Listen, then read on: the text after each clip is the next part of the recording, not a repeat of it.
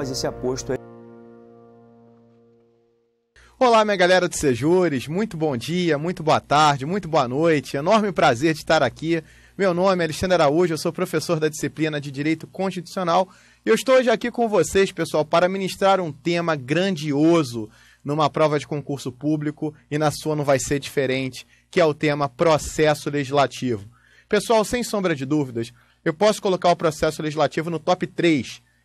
Claro que o controle de constitucionalidade é a grande matéria do direito constitucional e logo depois nós temos o processo legislativo e depois a organização do Estado. Processo legislativo é um tema obrigatório em qualquer prova de concurso público, seja tribunal, seja área fiscal, seja área jurídica, né, propriamente dita. Então, pessoal, vamos com tudo em cima desse tema. E, olha, eu não economizei conteúdo, eu não economizei comentários. O Sejures me deixou extremamente à vontade para trabalhar com vocês esse tema. Isso eu fico muito grato à equipe do Sejures por me deixar trabalhar esse tema tão grandioso de uma maneira mais objetiva, porém a objetividade não significa resumo. Isso eu acho muito importante e aí fica aí meu agradecimento à equipe do Sejures, legal? Então, pessoal, vamos com tudo, vamos começar falando de hierarquia das leis, ok? Vem comigo aqui, tudo vai dar certo. Vamos lá. Hierarquia das leis. Olha, quando eu pego o nosso artigo 59 da Constituição, pode ir lá colocar no seu artigo 59 da Constituição, vocês vão encontrar as espécies normativas que compõem o nosso ordenamento jurídico, as chamadas espécies normativas que vão compor aí o nosso processo legislativo, o nosso devido processo legislativo. Bom, são elas: as emendas à Constituição, e aí eu quero destacá-las e o restante nós vamos falar em bloco. Por que eu estou destacando as emendas constitucionais? Veja, quando nós estudamos a teoria geral do direito constitucional, nós estudamos essa pirâmide normativa, essa pirâmide de Kelsen. E no topo dessa pirâmide estão as normas constitucionais. Por que as normas constitucionais? Porque a Constituição é o fundamento de validade de todo o ordenamento jurídico. Ou seja, se uma norma não for compatível com a Constituição, essa norma será nula. E nulo é aquele que nunca foi apto a produzir efeitos. Só que, pessoal, nesse topo encontram-se as normas constitucionais originárias, ou seja, aquelas que surgiram com a Constituição, no nosso caso de 88, e as normas derivadas. E aqui eu tenho as emendas à Constituição. Vocês acham agora que vocês entenderam por que eu destaquei as emendas? Porque as emendas estão acima de todas as outras espécies normativas. Por que, Alexandre? Gente, todas essas outras espécies normativas encontram-se aqui no meio da pirâmide. São as normas infraconstitucionais. São as normas que retiram o seu fundamento de validade diretamente da Constituição. Então, pessoal, o que eu tenho é isso aqui: as normas infraconstitucionais retirando o fundamento de validade das normas constitucionais. E aí, gente, leis complementares, ordinárias, delegadas, medidas provisórias, decretos legislativos e resoluções, todas essas normas retiram o fundamento de validade do mesmo local da Constituição. Logo, do inciso 2 ao inciso 7, eu posso dizer que há a mesma hierarquia. Ok? E com certeza vai ter aluno em dúvida entre a lei complementar e a lei ordinária. Com certeza, inclusive, eu vou até voltar aqui a câmera para mim, porque eu tenho certeza absoluta que você já deve ter lido alguma coisa sobre hierarquia entre lei ordinária e lei complementar. Se você leu, não se espante. Isso é comum no direito, né? Posicionamentos majoritários e posicionamentos minoritários. Isso é muito comum de acontecer no meio jurídico. Gente, prova de concurso, que é o que você quer, não admite hierarquia entre lei ordinária e lei complementar. Por quê? Porque ambas são normas infraconstitucionais. Ambas retiram o fundamento de validade da própria Constituição. Então, já que as normas retiram o fundamento de validade do mesmo lugar, a Constituição, o critério não é o hierárquico. A diferença entre a lei ordinária e a lei complementar não pode ser o critério hierárquico. Veja, diferença existe. A grande diferença entre a lei ordinária e a lei complementar é o quórum de aprovação. As leis ordinárias são aprovadas por maioria simples ou relativa. As leis complementares são aprovadas por maioria absoluta, artigo 69 da Constituição. Já as leis ordinárias se enquadram naquela regrinha do artigo 47 da Constituição Federal. Legal? Então, gente, ficou a grande pergunta aqui. Existe algum tipo de hierarquia entre lei ordinária e lei complementar para fins de prova de concurso? Não. Ok? Gente, eu nunca vi uma questão de concurso cobrar dessa maneira. Nunca. É claro que na faculdade, né, o professor, de repente, segue um posicionamento minoritário, isso pode acontecer. Mas em prova de concurso, gente, esqueça, tá? FGV, FCC, CESP, ESAF, nenhuma delas admite essa hierarquia entre lei ordinária e lei complementar. Beleza, pessoal? Então fica aí a grande primeira dica. Voltando aqui comigo, vamos lá. Olha só, pessoal. Aí você deve estar se perguntando, mas professor, tá faltando aí preencher essa pirâmide, né? Porque você colocou no topo as normas constitucionais, no meio as normas infraconstitucionais. Beleza, Alexandre, e nessa base aqui, hein? Você coloca o quê? Nessa base, nós vamos colocar as normas infralegais. Olha bem, pessoal, a grande diferença é a seguinte. As normas infraconstitucionais são chamados de atos normativos primários. Primário é aquele que retira o fundamento de validade da Constituição. Por sua vez, as infralegais, vamos aqui mudar a cor, retiram o fundamento de validade das infraconstitucionais. Qual é o grande exemplo? Olha lá. O grande exemplo, você pode colocar o decreto regulamentar. Veja, com certeza o professor de Direito Administrativo, ao explicar o poder regulamentar da administração, ele falou que os decretos regulamentares ou regulamentos de execução são criados para facilitar a execução de leis. Não é isso? Então, olha só que interessante. Preste atenção aqui nesse desenho. Você sabe que a Constituição Federal diz que a criação de cargo público é por meio de lei. Beleza. Então, repara bem. O texto constitucional diz que se for criar um cargo, esse cargo tem que ser criado por lei. Legal. Aí, uma lei é editada criando, né, a criação de 100 cargos de programador do Ministério da Saúde. Pronto. Beleza? Olha bem, repara numa coisa. Essa lei não se fundamentou na Constituição? Claro. Olha só. O texto da Constituição disse o quê? Olha, para criar cargo tem que ser por lei. Legal. Aí a lei foi editada. Então, o fundamento de validade dessa lei é a Constituição. Concordam comigo? Só que aí, repara bem, olha só o que eu vou falar agora. Vem um decreto regulamentar e dispõe sobre a carreira do programador. Então, esse decreto está regulamentando, está facilitando a execução da lei. Olha só como é que ficou fácil pra caramba. A lei se fundamentou na Constituição. Ela criou o cargo a partir do texto constitucional. O texto constitucional diz que ela é capaz de criar cargo. Aí ela foi editada criando o cargo. E agora vem um decreto regulamentar dispondo sobre o quê? A carreira desse cargo. ok? É um cargo de carreira. E aí, esse decreto vai estabelecer critérios para ascensão na carreira, os requisitos e por aí vai. Logo, eu tenho aqui o ato primário e aqui eu tenho o ato secundário, tá?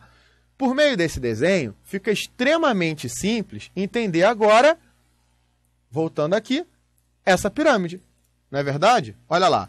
Aqui eu tenho o primário, aqui eu tenho o secundário. Beleza. O infralegal retira o fundamento de validade do infraconstitucional, que, por sua vez, retira o fundamento de validade da Constituição. Beleza? Ótimo, galera. Agora não acabou não. Não acabou não, não acabou não.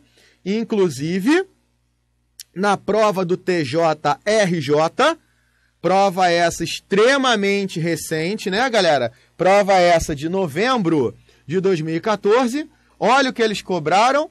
Eles cobraram os tratados sobre direitos humanos na forma do artigo 5º, parágrafo 3º da Constituição Federal. Questão aí da prova TJRJ. Acabou de sair do forno, né, galera? Acabou de sair do forno. Olha aí. Se eu tenho um tratado internacional sobre direitos humanos e esse tratado passou pelo rito, pelo procedimento da emenda constitucional. Qual é o procedimento da emenda constitucional mesmo, galera? Passar pelas duas casas do Congresso Nacional, em 2 turnos de aprovação, por 3/5 dos votos em cada turno. É o famoso 2 casas, 2 turnos, 3/5. Pô, legal. Se o Tratado sobre Direitos Humanos passar por esse procedimento, ele vai ter força de quê? Emenda constitucional. Então, ele estaria também no topo da pirâmide. Cuidado, questão muito cobrada por bancas de concurso. Não foi diferente na prova do TJRJ. Então, cuidado aí, FGV, cobrando esse dispositivo do artigo 5º, parágrafo 3º. Tá bom? Então, esse Tratado sobre Direitos Humanos, aprovado como uma emenda constitucional, vai ter força de emenda constitucional. Tudo vai dar certo. Volta aqui comigo. Vamos lá. Voltando aqui.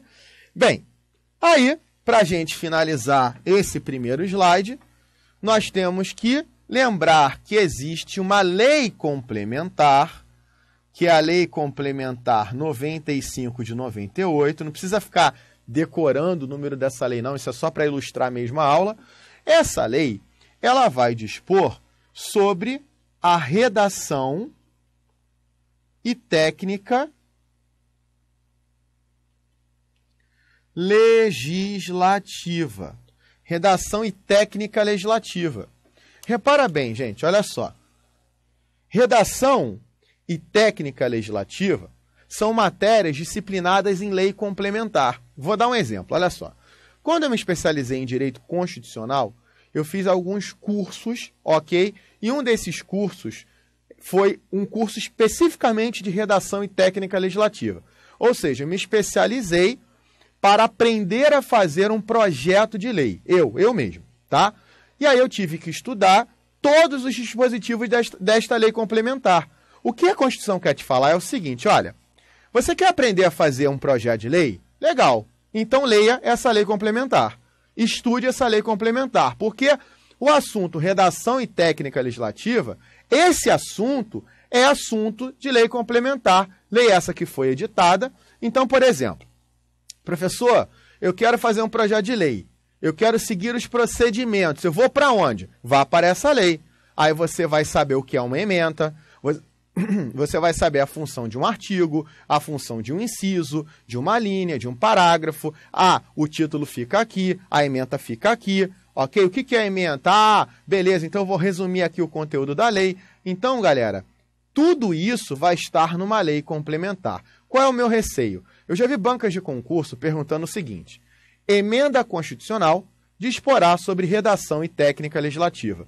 Não, não é emenda constitucional, é lei complementar. Então, o meu medo é ele brincar com o instrumento que irá dispor sobre esse assunto, que é redação e técnica legislativa. Então, pessoal, fica a dica. Ninguém vai precisar, nesse momento da vida, estudar a Lei Complementar 95 de 98, a não ser que você esteja prestes a fazer um concurso de Poder Legislativo e no edital eles cobraram o assunto redação e técnica legislativa. Caso contrário, não há necessidade, é só lembrar que uma lei complementar vai dispor sobre esse assunto, legal? Vamos lá, galera, vamos voltar. Beleza? Pessoal, vamos então agora falar do próximo slide, que é o slide sobre o processo legislativo ordinário. Nós vamos estudar o processo legislativo das leis ordinárias, ok? Galera, é o seguinte, olha só. Resumidamente, tá? O processo legislativo ordinário é composto de 3 fases, legal?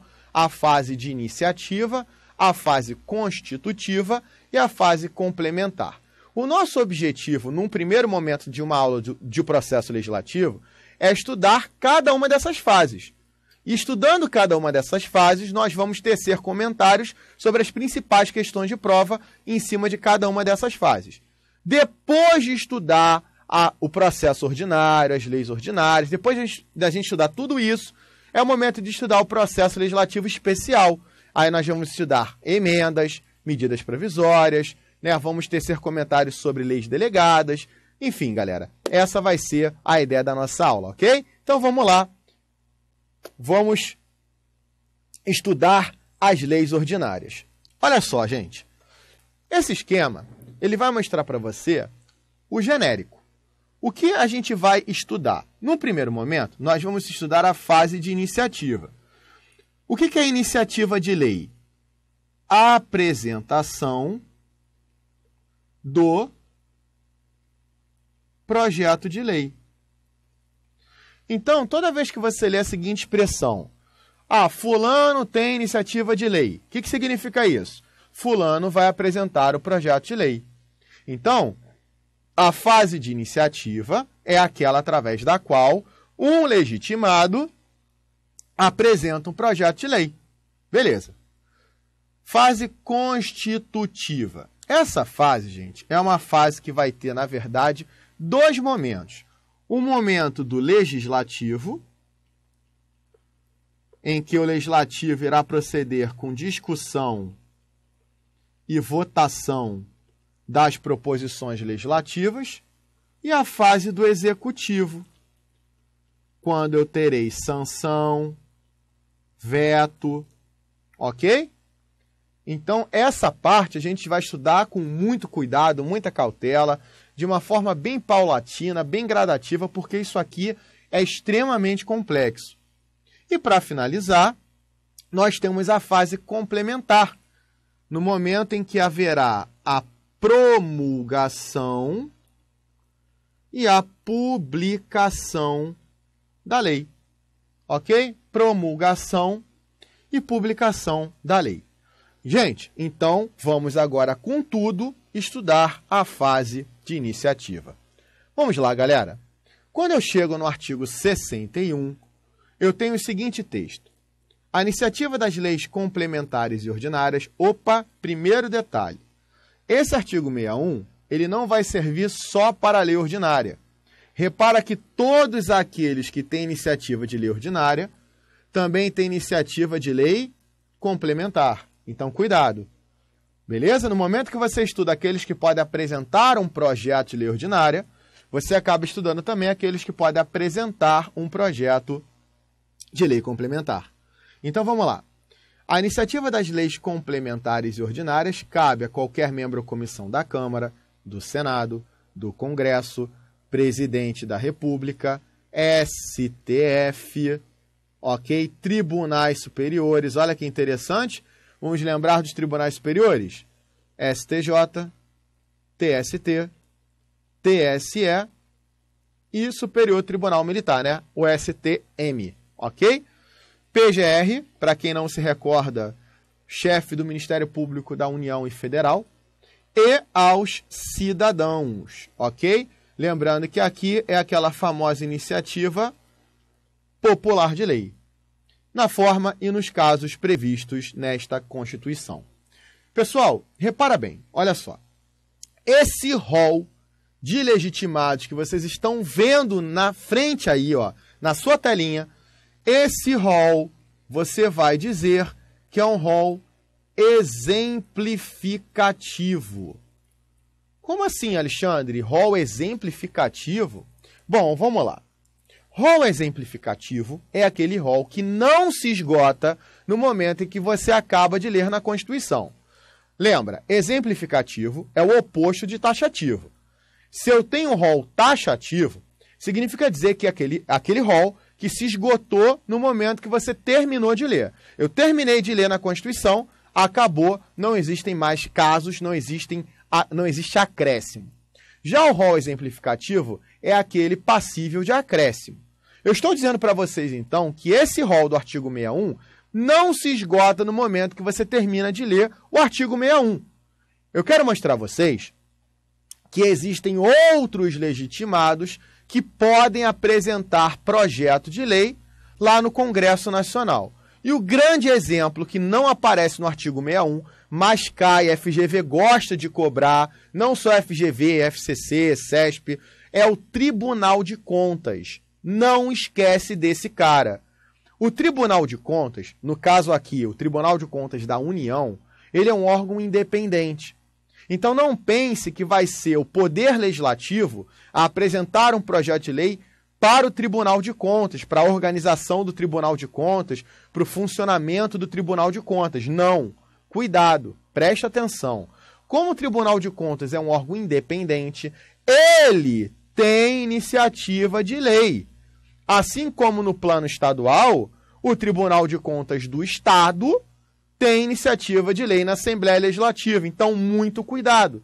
Vocês podem perceber que em momento algum apareceu a figura do Tribunal de Contas. Você não lê, mas ele está lá? Pode ter certeza que ele está lá, ok? Tribunal de Contas tem iniciativa de lei? Tem. Poxa, professor, mas ele não apareceu. Não, não apareceu. Significa dizer o quê? Que esse rol é um rol exemplificativo. Beleza? Isso já caiu em prova mais de uma vez. Cuidado aí, vamos lá. Vamos voltar. Outro ponto muito importante, assim, eu sempre chamo a atenção do aluno para isso aqui. Galera, olha só. Olha o que eu estou destacando agora. Cidadãos. Eu tenho certeza que tem gente do outro lado assim. Professor, cidadão é aquele que está no gozo dos direitos políticos, não é isso? É. Uhum. Agora eu faço a seguinte pergunta. Eu posso substituir cidadão por povo? O que tu acha? Não, né? Não, claro que não. Povo é um elemento demográfico. Vamos pegar um exemplo? Olha só. O teu sobrinho de 5 anos, ele é povo? Claro, é um brasileirinho, pô. Ele é povo. O seu sobrinho de 5 anos, o meu afilhado, tudo povo. Agora veja bem. É cidadão brasileiro? Não, cidadão não. Porque cidadão é aquele que está no gozo dos direitos políticos. Então, essa criança vai ser povo. É elemento demográfico, é brasileiro, poxa. Beleza. Agora, preste atenção. Essa criança é cidadã? Não. Por que eu estou sendo chato pra caramba agora com vocês? Apesar do nome ser iniciativa popular de lei, não é o povo quem tem a iniciativa de lei. Caraca, professor, fala sério. Não, estou falando sério pra caramba. Isso já caiu em prova CESP, por exemplo. Perguntaram assim, iniciativa popular de lei é aquela através do qual apresenta-se um anteprojeto de lei pelo povo. Aí, galera, porra, tá certo? Claro, iniciativa popular, anteprojeto pelo povo. Opa, errado. Errado. Quem apresenta o anteprojeto não é o povo, é o eleitorado, é o cidadão. Então, cuidado, esse nome, iniciativa popular de lei, é um nome muito ruim. Porque não é o povo quem vai lá e apresenta o anteprojeto. Não, é o cidadão. Vocês vão ver a partir do próximo slide que todos os requisitos da iniciativa popular de lei têm a ver com eleitor e não com população. Cuidado, não tem a ver com o povo. O melhor nome para essa iniciativa seria Iniciativa Cidadã de Lei, e não Iniciativa Popular de Lei. Cuidado com isso, tá, galera? Muito cuidado mesmo. A iniciativa aqui é cidadã e não popular. Mas é claro que as doutrinas, a prova, todo mundo vai chamar de Iniciativa Popular de Lei. Todo mundo. Mas no fundo, lembrem-se, não é o povo quem tem iniciativa de lei. Beleza? Vamos lá.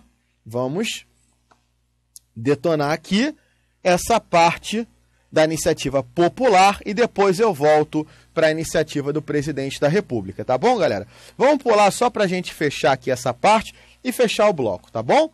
Olha só, iniciativa popular de lei. A iniciativa popular pode ser exercida pela apresentação à Câmara.